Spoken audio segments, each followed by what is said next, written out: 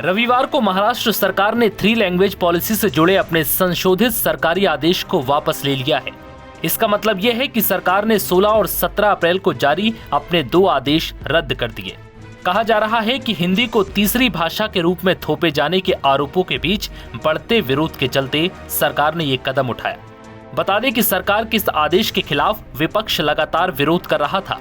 इसके तहत सरकार ने इसी साल अप्रैल में कक्षा 1 से 5वीं तक तीसरी भाषा के तौर पर हिंदी को अनिवार्य करने का आदेश जारी किया था।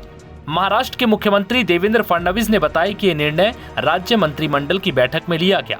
उन्होंने कहा कि 3 लैंग्वेज पॉलिसी और उसके क्रियान्वयन के तरीकों को लेकर डॉक्टर नरेंद्र यादव की अध्यक्षता में एक समिति बनाई जाएगी।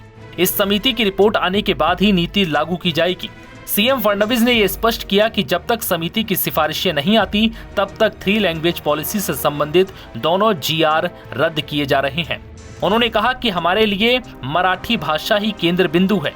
वहीं इस पूरे मामले पर महाराष्ट्र के डिप्टी सीएम एकनाथ शिंदे ने क्या कुछ कहा, सुनिए। देखिए, जनभावना और जो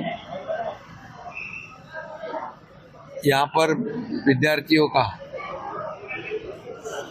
त्रिभाषी सूत्र जो है वो आज उसको स्थगित किया है और हमारे दोनों जीआर को रद्द किया है। लेकिन एक जो कमेटी है हमारे डॉक्टर नरेंद्र यादव इनके अध्यक्षता में, वो इसमें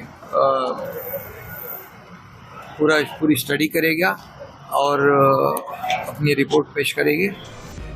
चलिए अब आपको बताते हैं कि पहले के आदेश में क्या था। राज्य सरकार ने एक संशोधित आदेश जारी किया था जिसमें कहा गया था कि मराठी और अंग्रेजी माध्यम के स्कूलों में 1 से 5वीं कक्षा तक हिंदी को तीसरी भाषा के रूप में पढ़ाया जाएगा। ये फैसला राष्ट्रीय शिक्षा नीति 2020 के तहत प्राथमिक स्तर पर चरणबद्ध क्रियान्वयन का हिस्सा था। हालांकि आदेश में ये भी उल्लेख था कि अगर किसी कक्षा में कम से कम 20 छात्र हिंदी की जगह कोई अन्य भारतीय भाषा चुनना चाहें तो स्कूल को उस भाषा के शिक्षक की व्यवस्था करनी होगी या फिर वो विषय ऑनलाइन पढ़ाया जा सकता है। महाराष्ट्र सरकार के इस कदम की विपक्षी पार्टियों ने तीखी आलोचना की। उनका आरोप था कि सरकार क्षेत्रीय भाषाओं को नजरअंदाज कर हिंदी को बढ़ावा दे रही है, जिससे राज्य की भाषाई विविधता और मराठी अस्मिता को नुकसान हो सकता है। राज ठाकरे के नेतृत्व वाली महाराष्ट्र नवनिर्माण सेना ने इस नीति के खिलाफ विरोध प्रदर्शन किया और मराठी भाषी लोगों से सड़कों पर आकर अपना विरोध जताने की अपील की।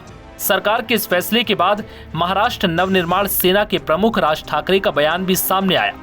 उन्होंने राज्य सरकार द्वारा 3 लैंग्वेज पॉलिसी से संबंधित दोनों शासनादेश रद्द करने पर प्रतिक्रिया दी और कहा कि हिंदी भाषा को थोपने की कोशिश को मराठी जनभावनाओं ने पूरी तरह से विफल कर दिया। नव भारत टाइम्स की रिपोर्ट।